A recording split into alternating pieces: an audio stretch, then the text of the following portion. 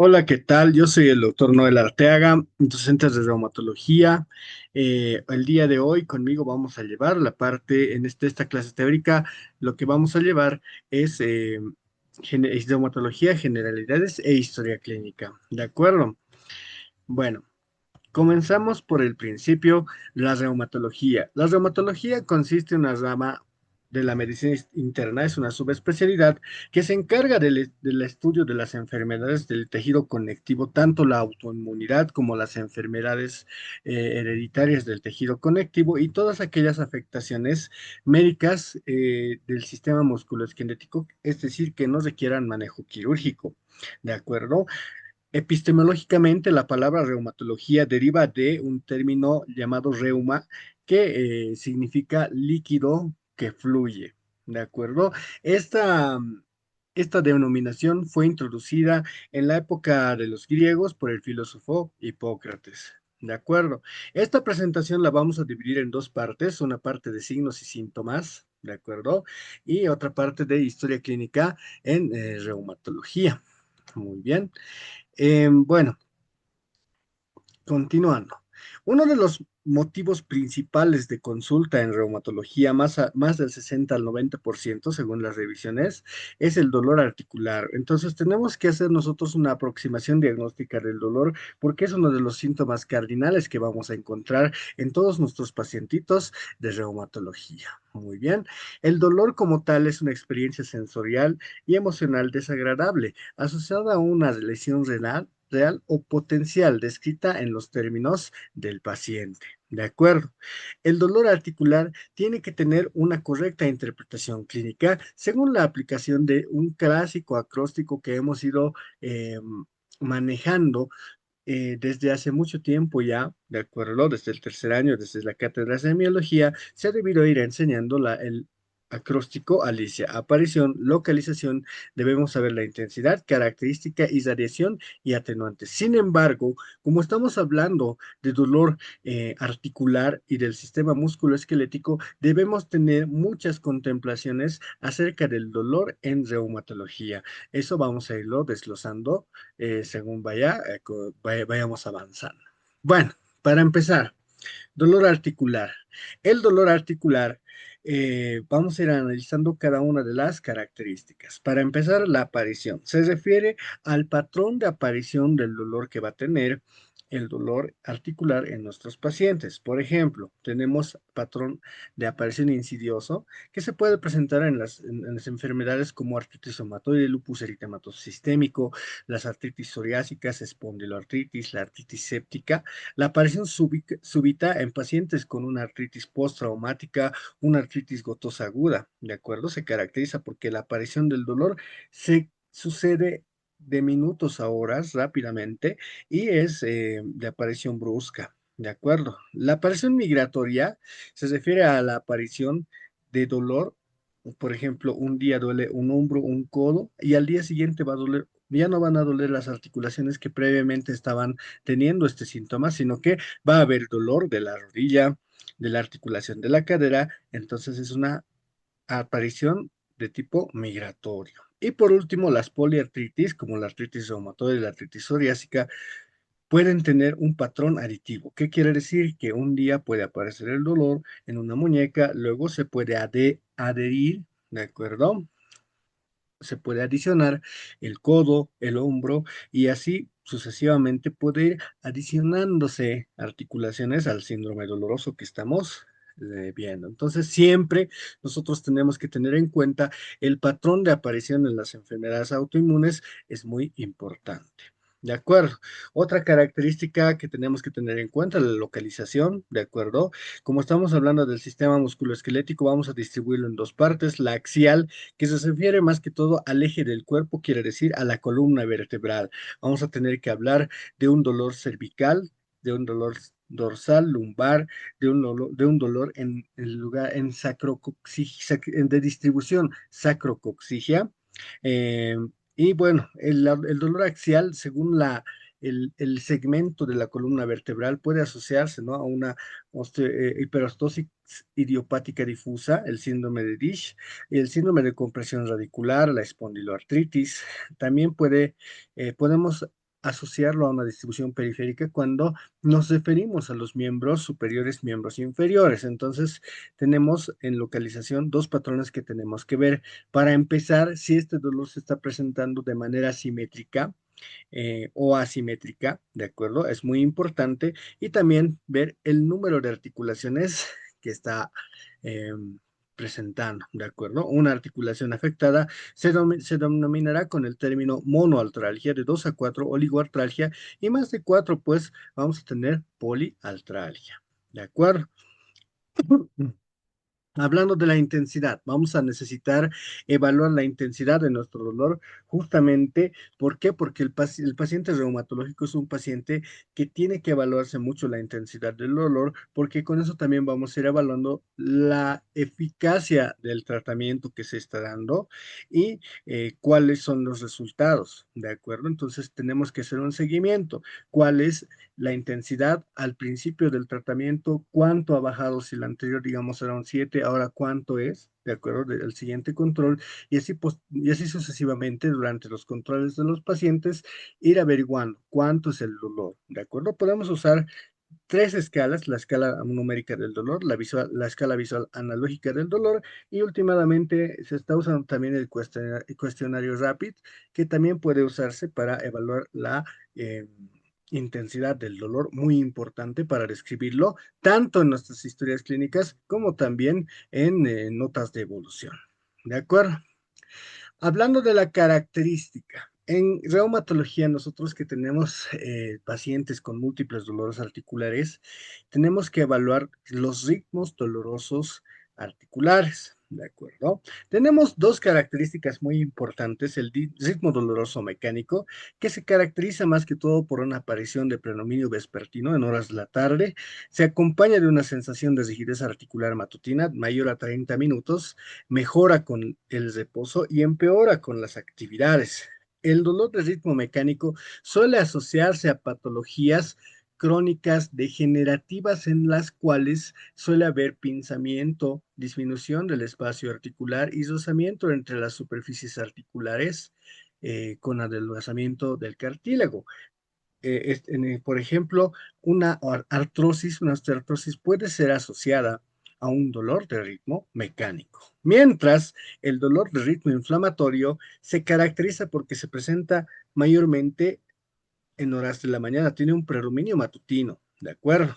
La rigidez articular matutina en el dolor de ritmo inflamatorio suele ser mayor a 1 hora de duración. El dolor de ritmo inflamatorio suele mejorar con las actividades y no alivia con el reposo. El dolor de ritmo inflamatorio, como su nombre mismo lo dice, se asocia a un principio de la articulación como tal, ¿de acuerdo? Como es la inflamación de la membrana sinovial, ¿de acuerdo? Como tal, el proceso de artritis o sinovitis, ¿de acuerdo? Entonces, todas aquellas patologías que vayan a incluir inflamación de la cápsula sinovial y acumulación de líquido dentro de la articulación subsecuente, pues pueden tener el dolor de ritmo inflamatorio. ¿De acuerdo? Entonces, muy importante a considerar hacer las preguntas siempre al paciente: ¿a qué hora del día le duele más?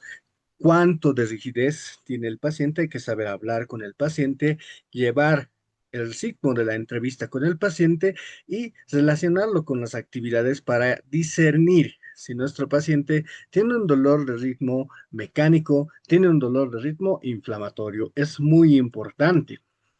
Aparte de eso, la siguiente característica, la irradiación. Cuando tenemos nosotros pacientes con lumbalgias, con neuropatías o con fracturas de columna lumbar o con osteoporosis, tenemos que hablar si este dolor se empieza a irradiar a algún segmento determinado. ¿De acuerdo? Es muy importante, puesto que nos puede dar idea, en caso de neuropatías o radiculopatías, de qué raíz nerviosa está siendo afectada.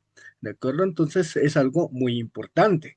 También tenemos que tener en cuenta que nuestros pacientes reumatológicos, la mayoría de las enfermedades son crónicas, no suelen tener una solución al instante. ¿de acuerdo? Entonces, este tipo de pacientes siempre van a buscar, como cualquier persona, aliviar y dejar de sentir su dolor. Entonces, muy importante ante qué actitud, o sea, qué postura toma el paciente para que se pueda aliviar. Y aparte de eso, si el paciente es un paciente con una patología crónica, pues ver si está automedicándose o toma alguna medicación en caso de dolor, ¿de acuerdo? Repito, nuestros pacientes reumatológicos normalmente son crónicos y la situación es que como hay mucho consumo de analgésicos, calmantes o otro tipo de medicamentos que vayan a modular la intensidad del dolor, porque el paciente siempre va a querer mitigar su dolor, es por eso que nos busca, ¿de acuerdo? Siempre nosotros tenemos que tener conciencia de lo que está consumiendo, cada cuánto lo está consumiendo y por cuánto tiempo lo ha consumido, porque hay ciertos medicamentos que se pueden asociar, si su uso es a largo plazo, a muchos efectos adversos. Y eso es algo que tenemos que saber. ¿De acuerdo? Vamos a hablar de otro síntoma muy importante, como lo es la rigidez articular matutina.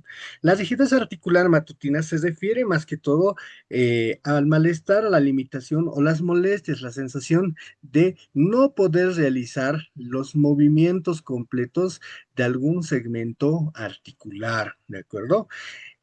Eso es la rigidez articular. Si hablamos de rigidez articular matutina, nos referimos al malestar y la limitación de los movimientos o la dificultad que tiene el paciente a la movilización de cierto segmento articular en horas de la mañana. ¿Por qué es muy importante saber sobre la rigidez articular matutina? La rigidez articular matutina se asocia a ciertos patrones. Una rigidez articular matutina menor a 30 minutos se asociará con patologías degenerativas como la osteoartrosis, mientras que una rigidez articular matutina mayor a una hora se asociará con patologías inflamatorias, ¿de acuerdo? También tenemos que hablar si el paciente tiene lumbalgia, ¿de acuerdo? Porque es muy importante si puede ponerse de pie, ¿de acuerdo? Al despertar. Y si no se puede poner de pie, ¿cuánto le dura esta sensación? ¿Por qué? Porque las espondiloartropatías como la espondilitis anquilosante puede presentar rigidez articular matutina mayor a 30 minutos en los pacientes que estuviesen afectados por esta enfermedad. Entonces, muy importante. ¿De acuerdo? Otro síntoma que tenemos que tener en cuenta, la debilidad muscular. ¿De acuerdo? ¿Por qué? Bueno, uno de los síntomas que a veces es un poquito difícil de entender, porque el paciente cuando tiene dolor no suele tener la fuerza correspondiente para hacer sus actividades. Sin embargo, tenemos que tener en cuenta en la debilidad muchas cosas. Para empezar, su presentación, ¿de acuerdo? Si la presentación es al instante o después de un evento, unas pocas horas, entonces será pues una presentación aguda, ¿de acuerdo?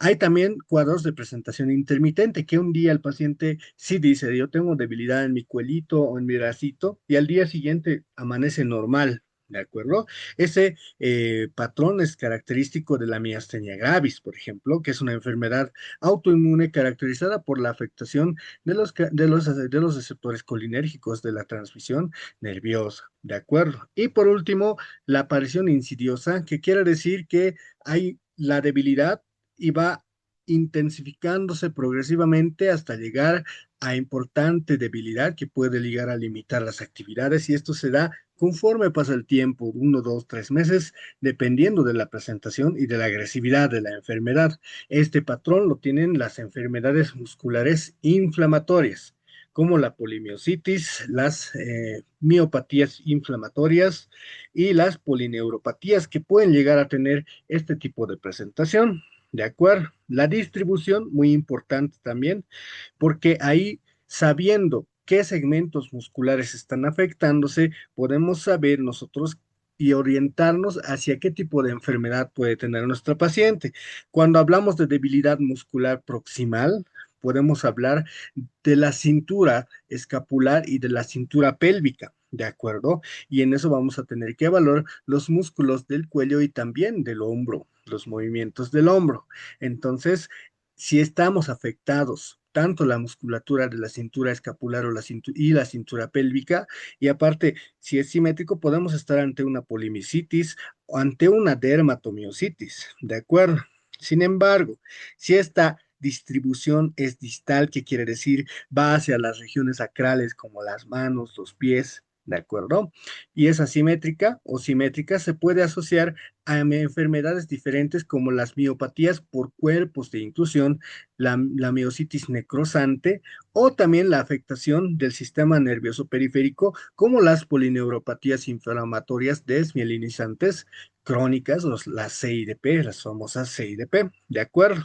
Y por último, la distribución de un solo miembro apendicular o de dos miembros apendiculares también nos puede llevar a una enfermedad que se llama mononeuritis múltiple, que es prácticamente la afectación de un segmento nervioso que deriva en lo que se llama, antiguamente se llamaba, y todavía hay el término clínico, el síndrome de la mano o del pie caído, ¿de acuerdo? Entonces, estas características tienen que ser bien estudiadas y delimitadas por el clínico, ¿de acuerdo? Y tenemos que saber si esta debilidad realmente está presentándose por falta de fuerza o la debilidad se está produciendo porque el paciente está teniendo dolor en algún segmento de su sistema musculoesquelético, ¿de acuerdo? Entonces hay que saberlo discernir y hay que saber abordar a nuestro paciente con debilidad.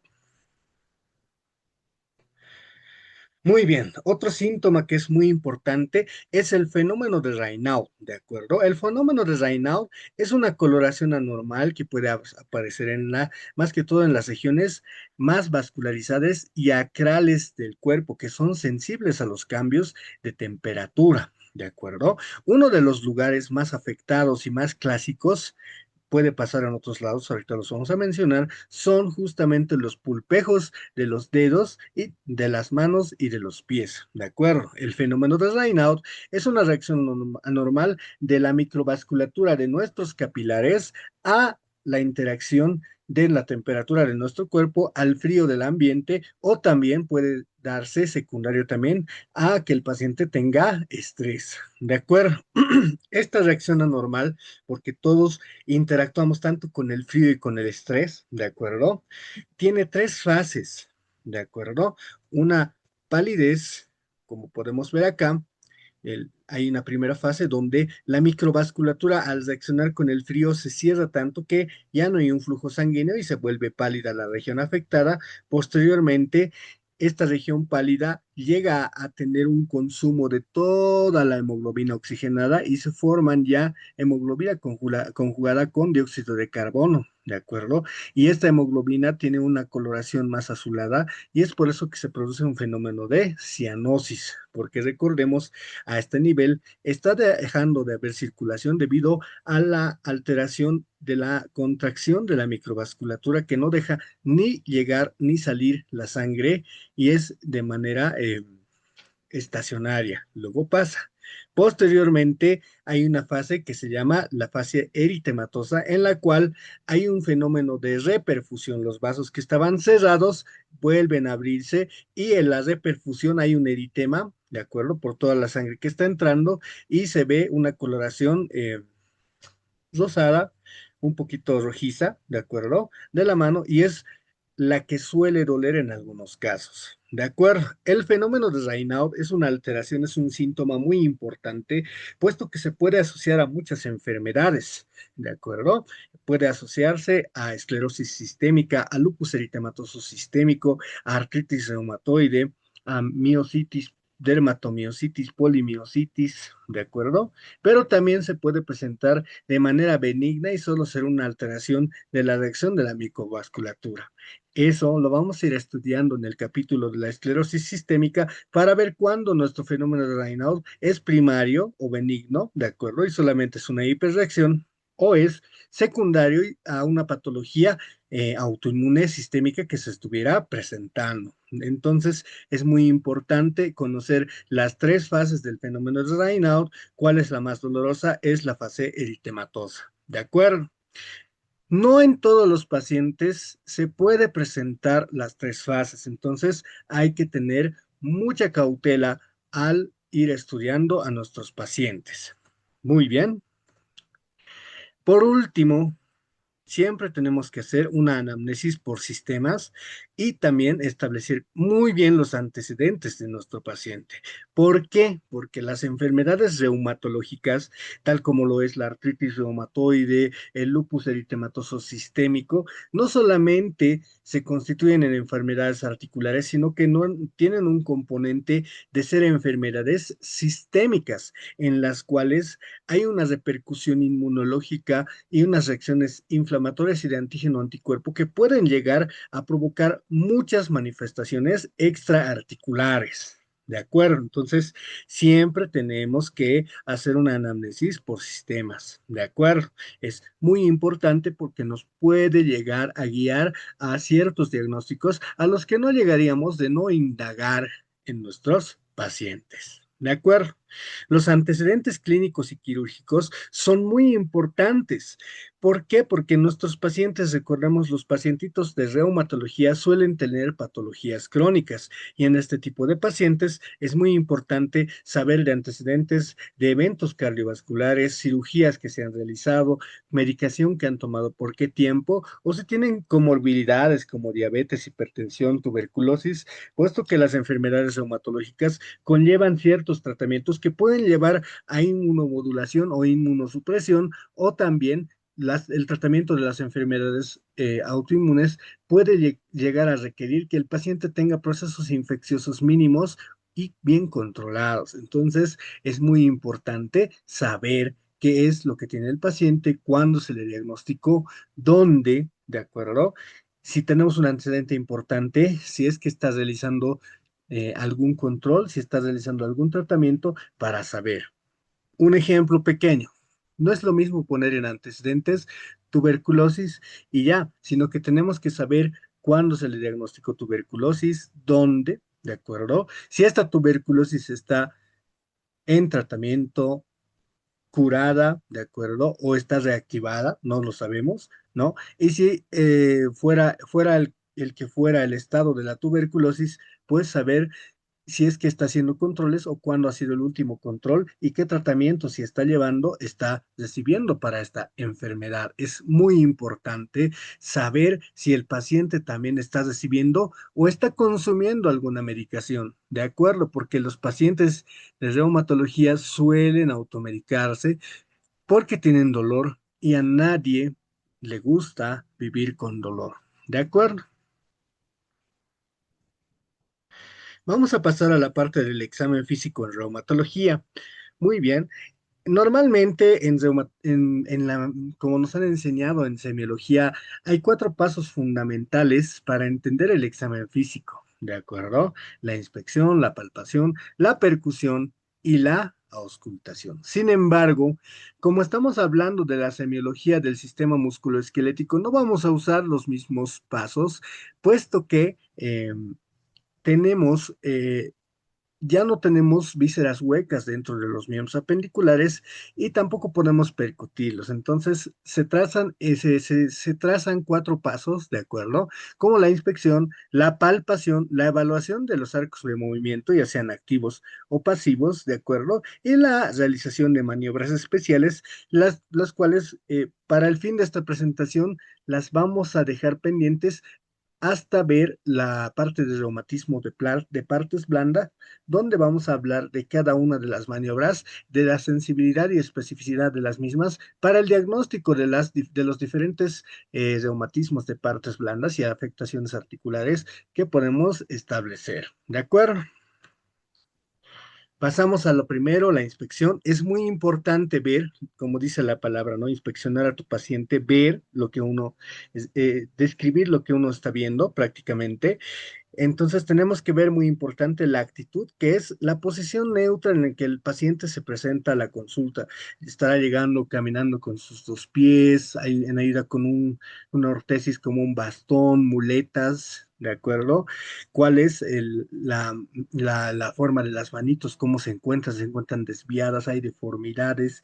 ¿Qué es lo que evidenciamos? ¿De acuerdo? Entonces, No está mal hacer observaciones en la historia clínica, lo que uno ve, como dicen, lo que se ve se anota y es muy cierto en medicina, ¿de acuerdo? Tenemos que hacer una observación objetiva y sistémica de nuestro paciente, ¿de acuerdo? También evaluar la marcha que tiene dos fases, un apoyo plantar y un balanceo. Tenemos que ver cómo está apoyando el talón, ¿de acuerdo? Cómo está manejando la punta del pie, si me arrastra el piecito, no me arrastra el piecito, qué tal está la longitud del paso, cómo está la base de la sustentación, que prácticamente es la distancia entre los dos piecitos, para que nosotros vayamos a ver qué tal está la marcha de nuestro paciente. ¿De acuerdo? Muy importante registrar y evidenciar en términos médicos lo que nosotros estamos viendo dentro del expediente clínico. Vamos a empezar con algunas pautas clave de reumatología y lesiones que sean características para el diagnóstico y el seguimiento de algunas enfermedades autoinmunes, que son como que puntos clave o key points, ¿de acuerdo? En inglés, para el estudio y que nos pueden señalar también algunas enfermedades sistémicas. Empezamos con el cuero cabelludo, vamos a empezar desde arriba. En las patologías como el lupus eritematoso sistémico, la dermatomiositis, la vasculitis, ¿de acuerdo? Puede haber lo que se llama alopecia no cicatrizal o efluvio telógeno, ¿de acuerdo? Esta alopecia no cicatrizal se caracteriza porque hay, como vemos aquí, una disminución de la densidad capilar, ¿de acuerdo? Que no afecta solamente una parte del cuero cabelludo, sino que se encuentra en todos los segmentos del cuero cabelludo del paciente. Y poco a poco esta caída va haciendo que se presenten secciones que no tienen mucho cabelito. ¿De acuerdo? La alopecia no cicatrizal o el efluvio telógeno también se suelen asociar a eh, brotes de actividad moderada, severa de las enfermedades, más que todo del lupus y la dermatomiositis, ¿de acuerdo? No deja cicatriz, como dice, como dice el nombre, y como no deja cicatriz, pues el pelo después de haber controlado la enfermedad vuelve a crecer, ¿de acuerdo? Este pelo suele tener características como ser un pelo delgado, quebradizo y opaco, que no brilla mucho. ¿De acuerdo? Entonces, el pelo que sale después tiene mucha mejor calidad y con el control de la enfermedad, pues el paciente llega a tener una cabellera normal. ¿Ya? Diferente de las lesiones que vemos a la derecha, en las cuales vamos a ver lesiones maculopapulares que a veces pueden ser pruriginosas y se presentan en áreas diferentes del cuero cabelludo. Estas lesiones son sobreelevadas y tienen como forma de botones.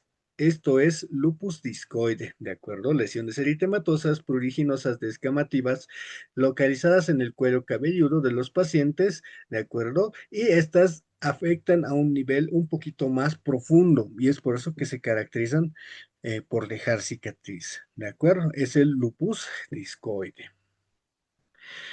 Continuamos, a veces en la área en la interfaz entre el cuero cabelludo y la piel de la región frontal, parietal, temporal, ¿de acuerdo? Puede haber la expresión de lesiones como placas eritematosas descamativas que se extienden hacia la región que no tiene pelo, que se llaman psoriasis. A veces pueden ser pruriginosas y pueden expandirse, ¿de acuerdo? Y son secundarias a reacciones autoinmunes en la piel bueno, secundarias a la propia patogenia de la psoriasis. ¿De acuerdo? Como vemos en este gráfico donde vemos justamente una placa eritematosa sobreelevada, hiperqueratósica que está descamando, ¿no? Está descamando mucho y que seguramente es pruriginosa porque sí tiene algunos lugares donde están algunas costritas que el paciente seguramente ha realizado un rascado. ¿De acuerdo? Continuamos. Aquí tenemos la frente de una pacientita que tiene esclerosis sistémica. Vaya a saber, esta piel de acá tiene plieguecitos, es más o menos opaca, pero esta piel casi es totalmente brillosa. No hay pliegues de expresión en esta interfaz de la piel de la piel de la cara con el cuero cabelludo y se están viendo lesiones hipocrómicas, estas áreas blanquitas que no tienen la misma pigmentación que tiene este lugar. Entonces, estas son las famosas lesiones en sal y pimienta de la esclerosis sistémica que se están presentando en el inicio del cuero cabelludo. ¿De acuerdo? Y por último, la espaldita, donde también se pueden ver áreas hipopigmentadas y áreas con la pigmentación normal, incluso hiperpigmentadas, haciendo nuevamente el signo de sal y pimienta, esta vez en la región dorsal de una paciente. ¿De acuerdo? Ejemplo muy importante de lesiones que se pueden presentar más que todo en la enfermedad conocida como la esclerosis sistémica, las lesiones en sal y pimienta. Bueno, pasamos al estudio de la configuración del semblante del ser humano, o como se conoce más en términos semiológicos, la facies. ¿De acuerdo? ¿Qué es lo que tienen en común las fotos de estas cuatro personas? ¿De acuerdo? Lo que podemos evidenciar es que hay una lesión eritematosa en algunas pacientes. También se asocia a la presencia de pápulas, ¿de acuerdo? Que algunas tienen algunas costritas, por ejemplo, en esta tenemos costritas, aquí igual, lesión eritematosa en el área justamente malar. En esta persona cruza el puente de la nariz, en esta persona está cruzando el puente de la nariz, en esta persona toma la nariz igual y en esta igual, pero en las cuatro hay una situación muy importante, me respeta los surcos nasogenianos, no entra dentro de los surcos nasogenianos. Entonces, estas lesiones que estamos viendo en estas cuatro personas son conocidas como el famoso eritema malar, que es característico del lupus eritematoso sistémico, ¿de acuerdo? El rash malar fotosensible, ¿de acuerdo? Que se caracteriza por eritema asociado a lesiones papulares irritativas que pueden estar en el área malar, ¿de acuerdo? Secundario a la exposición del sol de nuestros pacientes. Esta fotosensibilidad tiene que ser a menos de 5 minutos de que el paciente se expone al sol sin protector solar y bueno, suelen producir ardor, calor local y a veces también descamación del segmento establecido.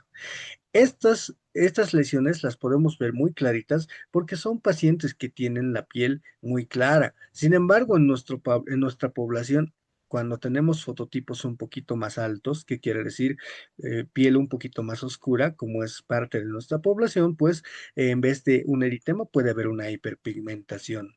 ¿De acuerdo? Pero siempre tenemos que verlo detenidamente y tiene que tener las mismas características. Siempre estará en el área malar, respetarme los sucos nasogenianos. ¿De acuerdo? Otra fase es de otra enfermedad que es igual, ya la hemos tocado, es la facies esclerodérmica, ¿de acuerdo? Tenemos dos tipos de facies. A la izquierda podemos ver una persona que tiene la piel muy brillante, ¿de acuerdo? Las cejas casi no tienen pelitos, hay una pérdida o disminución de la densidad capilar o densidad pilosa de las cejas, no hay prácticamente pliegues de expresión en esta carita, ¿de acuerdo? La piel es brillosa, tirante, no hay presencia de folículos pilosos, ¿ya?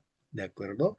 No hay líneas de expresión y el paciente tiene una expresión que no se puede cambiar. ¿De acuerdo? Aparte de eso, se asocia a las famosas lesiones de sal y pimienta que se están presentando aquí y aquí. ¿De acuerdo? Muy bien. La nariz se ve afilada, puntiforme, la punta muy afilada, ¿de acuerdo? Delgada. Muy bien. Y por último, puede haber una alteración que se llama microstomía, que se caracteriza porque la apertura bucal, ¿de acuerdo? La distancia máxima en la apertura bucal entre labio y labio, más que todo, o puede ser entre diente y diente, hay disminución de la apertura bucal, ¿de acuerdo? Y en algunos pacientes, ¿de acuerdo? Porque aquí tenemos este tipo de facies, que es la facies de muñeca japonesa, ¿de acuerdo? Donde el paciente no tiene nada de expresión y la piel es totalmente tirante, brillosa, como si se tratara de las antiguas máscaras de las muñecas japonesas, o las máscaras con las que los ninjas hacían sus operaciones secretas. Eh, También difiere de otro tipo de facies que también tenemos, que es la facies esclerodérmica, en la cual igual hay tirantes de piel, ¿de acuerdo? Pueden presentarse telangiectasias en los pómulos, en el dorso de la nariz, y hay una alteración del pliegue de la boca, que entre los labios se forman unos pliegues de forma radiada, ¿de acuerdo? A lo que se llama como boca en sol naciente. ¿De acuerdo?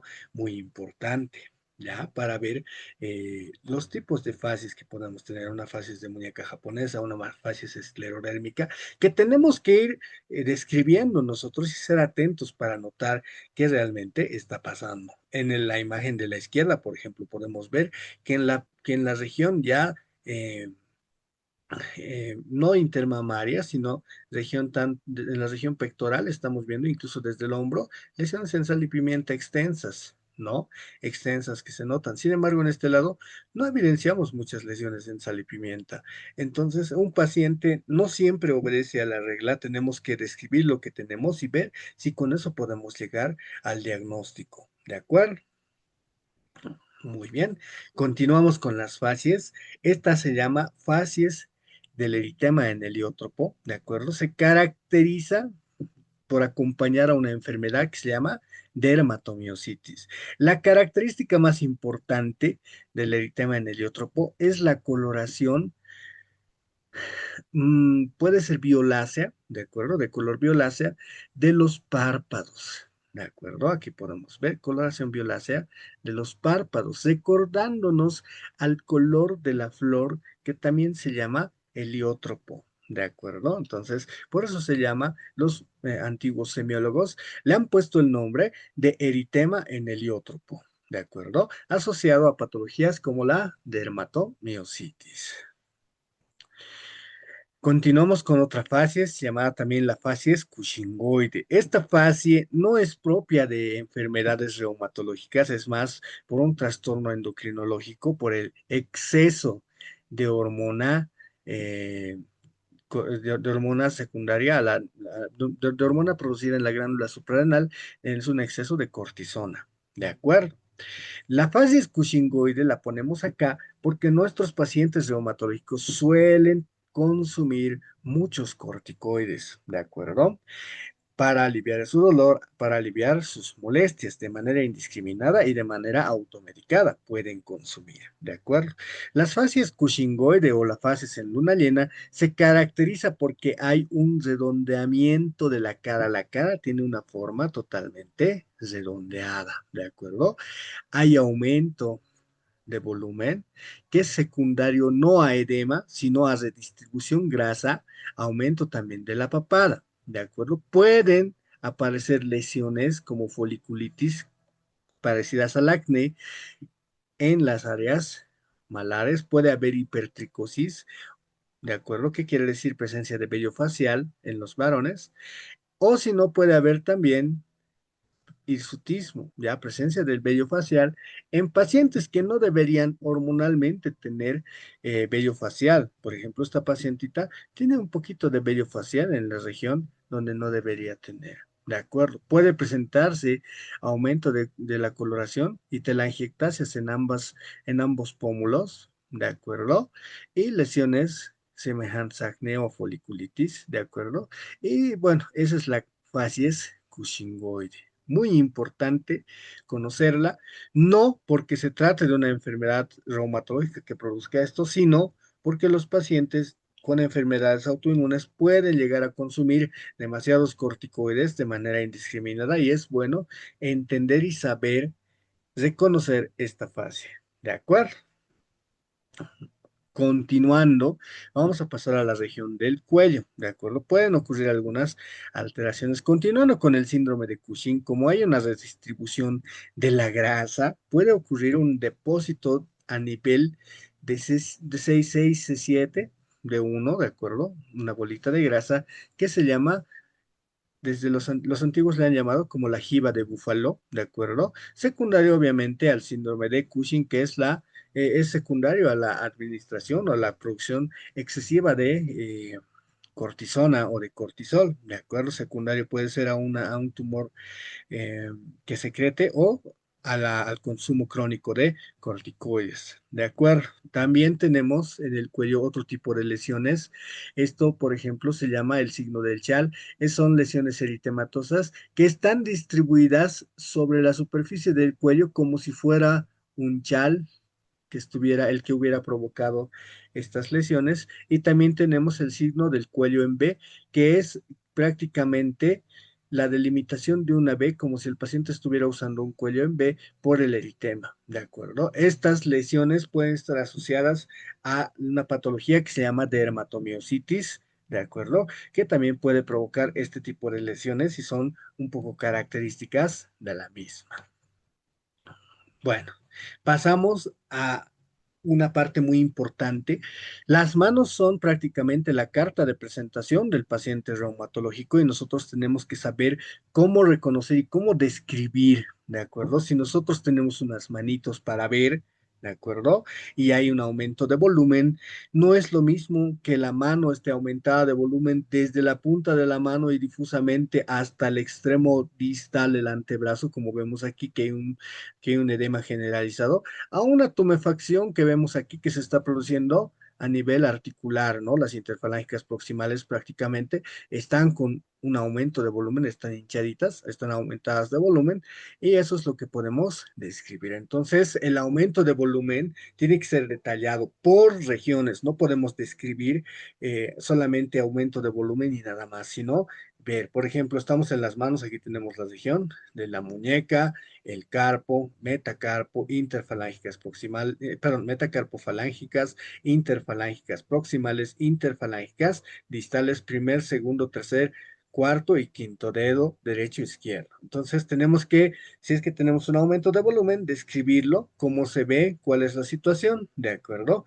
Muy importante, ¿no? Por ejemplo, en este ejemplo que tenemos hay aumento de volumen a nivel de las interfalángicas proximales de primer, segundo, tercer, cuarto dedo. ¿De acuerdo? ¿No? Muy importante saber describir esta situación porque con eso también vamos a llegar a un buen diagnóstico. ¿De acuerdo? Tenemos que ser meticulosos con con la descripción y es muy diferente de este caso en la cual hay un aumento de volumen difuso que abarca desde los extremos distales de los dedos hasta prácticamente el tercio distal del antebrazo. Entonces, esto aparenta ser un edema generalizado de la manito que está haciendo, ¿no? Pueden haber muchas causas, pero la descripción es esa. Y es muy importante saber cuándo es edema, cuándo es tumefacción. ¿De acuerdo? Entonces, muy importante ser objetivos en la descripción de la historia clínica que tengamos.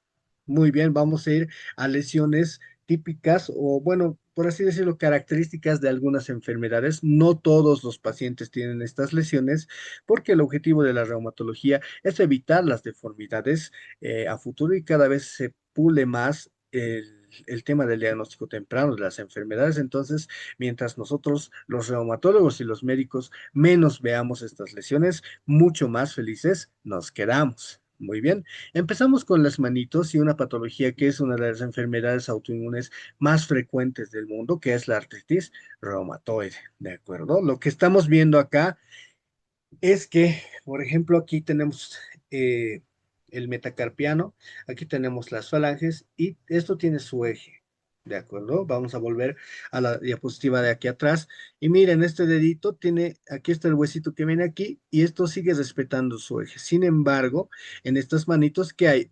Hay una pérdida del eje. El eje está viniendo acá, pero por la alteración de la artritis reumatoide, la sinovitis y las erosiones y la inestabilidad articular que todo esto provoca, puede haber una cubitalización, ¿de acuerdo? ¿Qué quiere decir esto? Un desvío cubital de los deditos y empiezan a irse hacia el lado cubital, como estamos viendo, ¿no? Aparte de eso, los pulgarcitos pueden volverse pulgarcitos en Z, 1, 2, 3, Z, ¿no ve? Entonces, muy importante. ¿De acuerdo? Porque este tipo de deformidades se pueden asociarse clínicamente a una artritis reumatoide. ¿De acuerdo? También las alteraciones de los deditos, todavía estamos hablando de artritis, por ejemplo, el dedo en cuello de cisne, en el cual hay una hiperextensión de la interfalángica proximal y una hiperflexión de la interfalángica distal. ¿De acuerdo? Nos recuerda a un cisne nadando, ¿no? Esta es la cabecita del cisne, entonces muy bonito, ¿no? Este tipo de deditos, como les dije, casi no se ven mucho y es una tarea que se ha estado llevando de mucho tiempo con el tratamiento y el diagnóstico tempranos, ¿de acuerdo?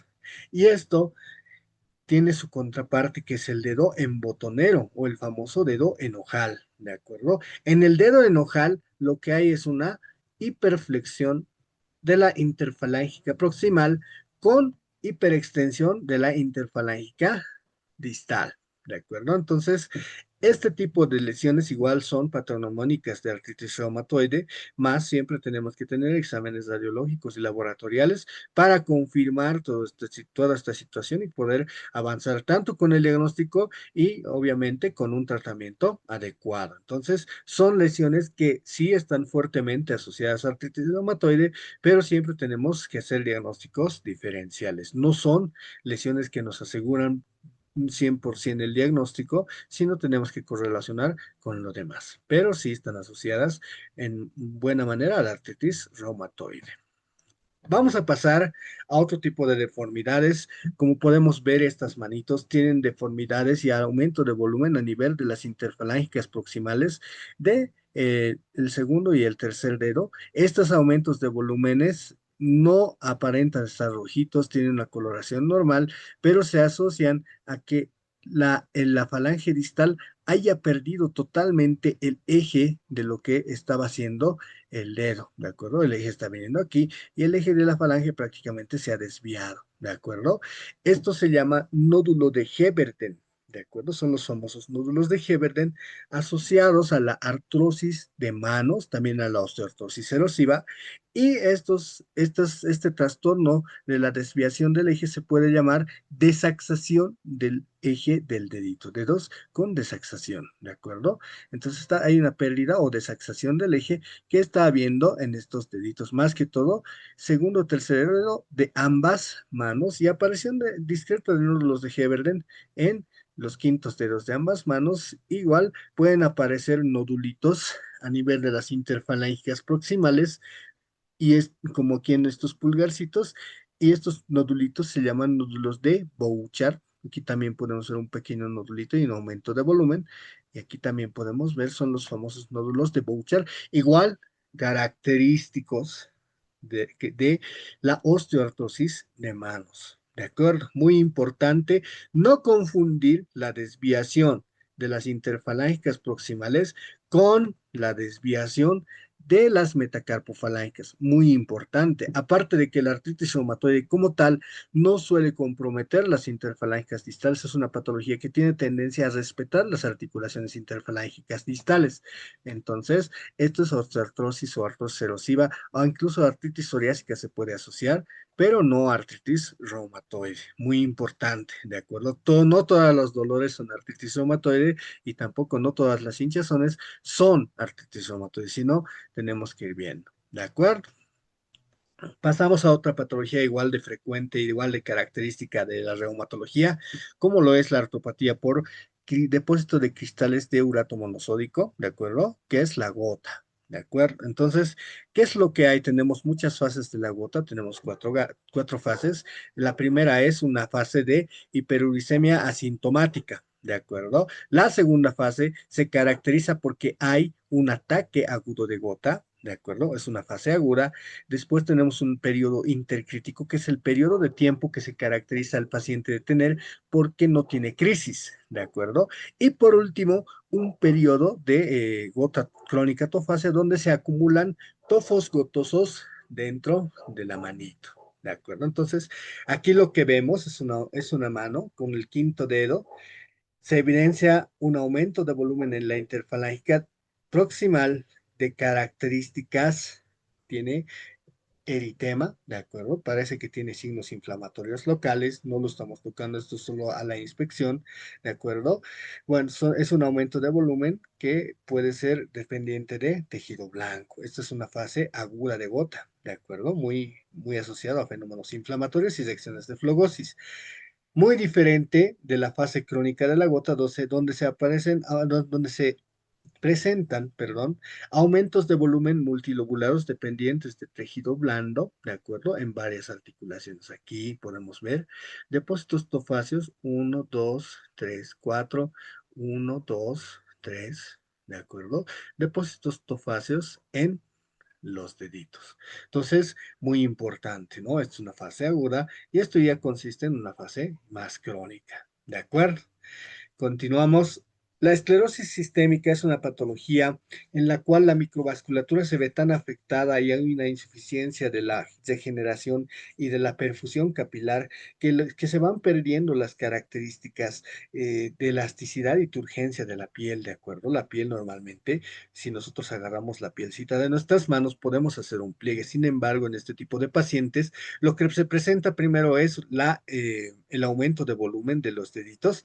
La piel, como podemos ver aquí, se vuelve brillosa, no evidenciamos folículos pilosos. Si retrocedemos a este tipo de manitos, podemos ver cuántos pliegues puede realizar la manito y tiene en cada articulación sus pliegues. Pero a diferencia de estas manitos, estas manos no presentan pliegues, la piel es brillosa, ¿de acuerdo? Los dedos están totalmente aumentados de volumen, desde el extremo distal hasta aquí, ¿de acuerdo? Aparte de eso, la piel se ve tirante y aparentemente, pues estos deditos están en una postura de semiflexión de la interfalángica proximal, ¿no? Entonces, estos deditos, esto se llama esclerodactilia y es característico de la esclerosis sistémica, ¿de acuerdo? Cuando la esclerosis de la piel sobrepasa las articulaciones metacarpofalángicas, estamos hablando ya de una escleroderma proximal. Entonces, muy diferente este dedo pulgar que este dedo pulgar, diferentísimo, ¿no? Mucha diferencia, entonces siempre es bueno ir analizando la actitud de las manitos, la característica de la piel, porque es muy interesante hacer el examen físico de los pacientes con artritis reumatoide y nos permite un buen diagnóstico.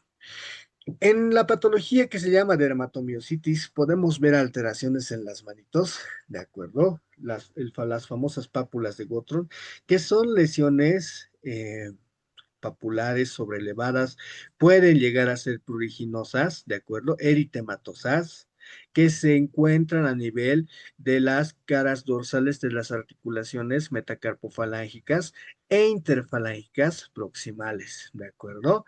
También puede haber eritema lineal, que se consiste en lesiones eritematosas que van a seguir los trayectos de los tendones extensores, como podemos ver acá, ¿de acuerdo? Hay un poquito de eritema lineal. Estas mismas pápulas a veces suelen asociarse a la presencia de placas eritematosas sobrelevadas descamativas en las partes posteriores bueno, en la región olecraniana prácticamente de los codos y en la cara anterior de las rodillas, ¿de acuerdo? Y eso se le llama como síndrome, bueno, signo de Gotro, ¿de acuerdo? Y por último, la mano de mecánico, que es característico de una enfermedad que se llama síndrome antisintetasa, que se caracteriza porque la piel, los pliegues de la piel se vuelven hiperpigmentados, la mano se vuelve hiperqueratóxica y aparenta una mano que siempre está sucia, por eso el nombre mano de mecánico. Las rodillas, muy importante ver esta situación. Siempre, si tenemos lesiones primarias, secundarias, aumentos de volumen, inflamación, ver las regiones, ¿de acuerdo? La clave siempre va a ser la rótula, aumento de volumen o lesiones en la región suprarrotuliana, infrarrotuliana, ¿de acuerdo? O en la región de la meseta tibial o en las regiones laterales. Siempre si tenemos alguna alteración es ver bien eso. Aparte de que tenemos que ver el eje de la rodillita, que puede estar en genuvalgo, genuvaro, dependiendo de la complexión y, bueno, de la genética de nuestro paciente, pues vamos a ir viendo esa situación. ¿De acuerdo? Y en pie, las alteraciones, siempre tenemos que tener en cuenta el pie, la configuración. Esto, que es esta imagen que podemos ver, se asocia a la desviación de la articulación metatarsofalángica y el primer dedo, ¿de acuerdo? A esta deformidad se llama hallux valgus y está asociada mucho a artritis reumatoide, ¿de acuerdo? Y también tenemos que ver el arco plantar. Normalmente se evidencia un arco a nivel de la mitad de la planta del pie, tanto transversal como longitudinal. Sin embargo, poco a poco, a veces el paciente va teniendo disminución del arco plantar y posteriormente un pie plano. Esta patología es muy frecuente en pacientes de nuestra población. ¿De acuerdo? Palpación. Muy bien. Tenemos Muchas articulaciones para describir, vamos a describir los aspectos más importantes, no vamos a redundar mucho y si tenemos algún segmento en especial, pues los vamos a ir desglosando en las lecciones que correspondan, porque si no podríamos estar con esta lección mucho tiempo. ¿De acuerdo? Vamos a empezar con el hombro. Siempre es bueno palpar las regiones de la clavícula, la articulación condro, bueno, esternoclavicular, perdón, y ir palpando con los deditos la superficie articular hasta llegar a la articulación acromioclavicular. ¿De acuerdo? Posteriormente, de la articulación acromioclavicular, podemos ir palpando de la articulación acromioclavicular a dos traveses o un través de dedo, dependiendo de la complexión del paciente, la apófisis coracoides. ¿De acuerdo? Y del acromión podemos bajar también unos dos traveses de dedo para palpar el troquíter, el troquín, que son sitio de inserciones de músculos muy importantes como el manguito rotador, el pectoral menor, el dorsal ancho, también se encuentra la corredera bicipital, que son lugares que pueden estar doliendo si tenemos sospecha de una afectación tendinosa, ¿de acuerdo?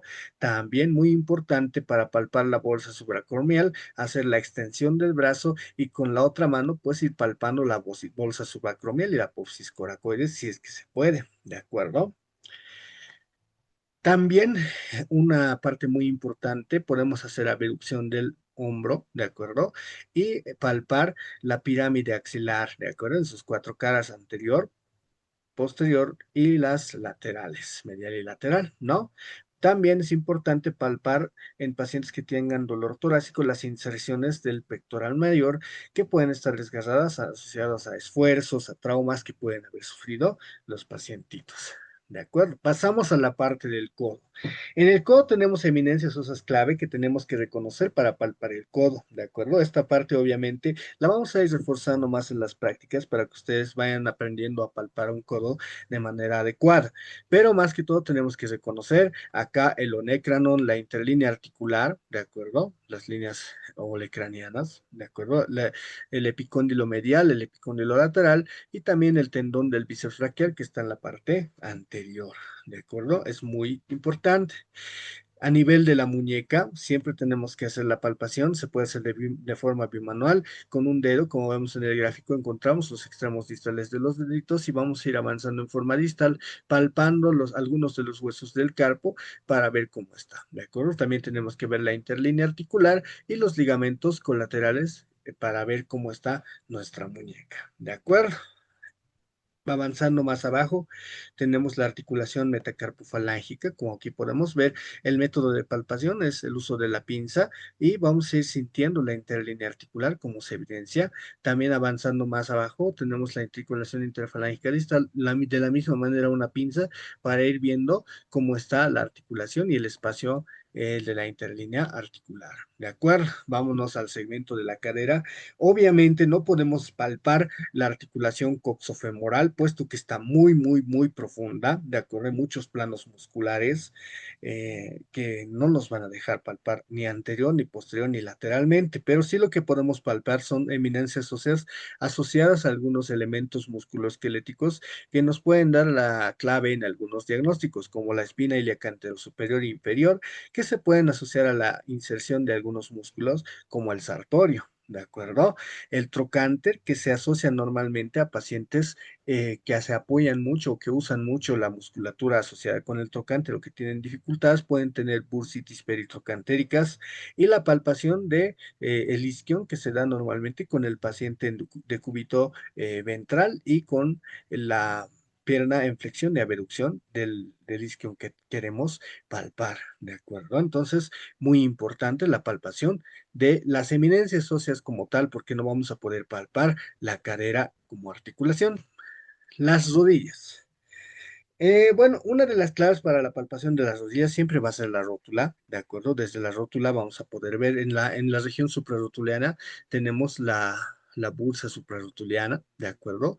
Las bursas infrarrotulianas, los recesos laterales, vamos a poder ver, ¿de acuerdo? Debajo de la rótula vamos a poder palpar el ligamento rotuliano como tal. Llegando al final del ligamento rotuliano, vamos a llegar a la tuberosidad tibial. Yéndonos más medialmente, vamos a encontrar la famosa pata de ganso. ¿de acuerdo? Y bueno, volviendo a la interlínea articular, vamos a encontrar las mesetas tibiales y yéndonos de manera lateral, tanto medial como lateral, con los deditos, vamos a encontrar tanto los meniscos como los ligamentos colaterales. Entonces, esto es cuestión de practicar, es cuestión de aprender y de ir ensayando y puliendo nuestra técnica que vamos a tener, ¿de acuerdo? La palpación del tobillo, siempre tener referencias óseas como los maleolos, vamos a palpar las interlíneas articulares anterior y posterior y también las regiones inframaleolares para ver los ligamentos colaterales y los tendones peroneos. En la región talar vamos a ver la inserción del tendón de Aquiles que vamos a palpar en este nivel, ¿de acuerdo? Y también la inserción de la fascia plantar que va a estar a nivel del calcáneo. ¿De acuerdo? Entonces, muy importante realizar la palpación de ese nivel. Los arcos de movimiento, ¿de acuerdo? Las articulaciones como tal que estamos evaluando, pues tienen muchos arcos de movimiento. La columna cervical tiene sus movimientos de flexión, extensión, ¿de acuerdo? La muñeca también tiene flexión, extensión, las desviaciones radiales y cubitales. La cadera lo mismo, flexión, extensión, abducción, aducción, rotaciones interna, externa. Y la combinación de todos sus movimientos en la cadera, como es la circunducción, ¿de acuerdo? Igual lo mismo el hombro tiene flexión, extensión, abducción, aducción, rotaciones, ¿de acuerdo? Flexión, digo, abducción más rotación externa o abducción más rotación interna, de acuerdo que son movimientos combinados y por último los movimientos de circunducción. Tenemos que evaluarlos de dos maneras, activos y pasivos, ¿de acuerdo? Activos cuando le indicamos al paciente cómo tiene que realizar el movimiento y él lo hace por su voluntad y pasivos cuando el paciente recibe la ayuda nuestra para hacer el movimiento. ¿Ya?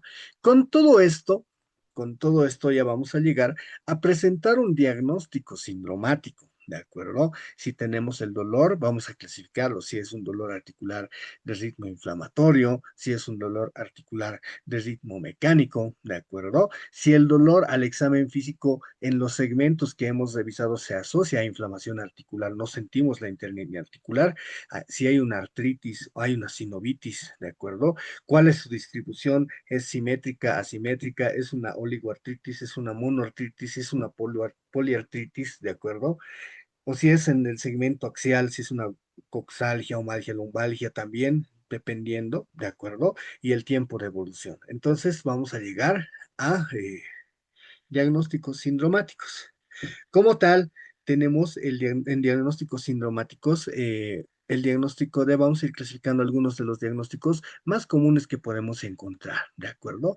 Como vemos aquí, tenemos para empezar la monoartritis, ¿de acuerdo? La monoartritis aguda, como tal, es una emergencia reumatológica y se puede asociar a varias patologías. Una de las más graves es la artritis séptica, en la cual hay una infección bacteriana dentro de la articulación y puede incluso haber hasta acumulación de líquido purulento. ¿De acuerdo? La artritis postraumática después de un golpe, después de un mal movimiento, puede presentarse la artritis por microcristales como la artritis por ácido, por depósitos de ácido úrico o la gota, ¿de acuerdo? La descompensación de la osteoartrosis también, porque la osteoartrosis es una de las causas más frecuentes de inflamación articular, ¿de acuerdo? Y la artritis reactiva y otras causas como la hemocromatosis. Las causas crónicas, bueno, la osteoartrosis puede presentarse como una de las causas más frecuentes de monoartritis crónica, la artritis por Mycobacterium tuberculosis, las espondiloartritis, ¿de acuerdo? Entonces, esto es la monoartritis, la inflamación de, como dicen, una articulación. Hablando de las oligopoliartritis, pues vamos a ver en este cuadro si es simétrica o si es asimétrica, ¿de acuerdo? De características inflamatorias, pues tenemos como una de las más importantes y de las más frecuentes, la artritis reumatoide, la artritis idiopática juvenil, la enfermedad de Still, el lupus, ¿no? La polimialgia reumática y las asimétricas, la espondilitis anquilosante, reactiva, la artritis psoriásica, la artritis enteropática, que son muy diferentes y son enfermedades que tienen diferente tipo de distribución respecto a las articulaciones como tal. Entonces, en este cuadro lo que tenemos que ver, y también en el anterior, es que los diagnósticos sindromáticos como tal nos ayudan a establecer ese diagnóstico y a guiarnos hacia qué tipo de patología articular nuestro paciente está llegando. Por eso es clave establecer un diagnóstico sindromático. ¿De acuerdo? Muy bien. Habiendo ya establecido las bases de la semiología y las generalidades por las cuales vamos a empezar a establecer las bases de este dote, yo me despido. Muchas gracias. Esto ha sido todo conmigo. Hasta la siguiente clase.